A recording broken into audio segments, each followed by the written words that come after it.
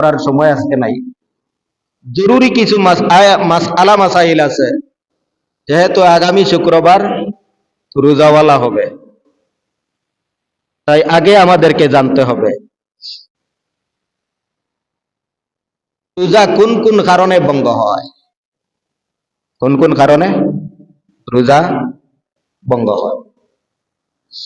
এক নম্বরে, কোনো কিছু খাইলে রোজা ভঙ্গ হয়। কোনো কিছু খাইলে রোজা ভঙ্গ হয়। দুই নম্বরে, মিলামিশা করলে রোজা ভঙ্গ হয়। মিলামিশা করলে রোজা ভঙ্গ হয়। আর তিন নম্বরে, ইচ্ছাকৃতভাবে বমি করলে রোজা ভঙ্গ হয়। ইচ্ছাকৃতভাবে বমি করলে রোজা ভঙ্গ হয়।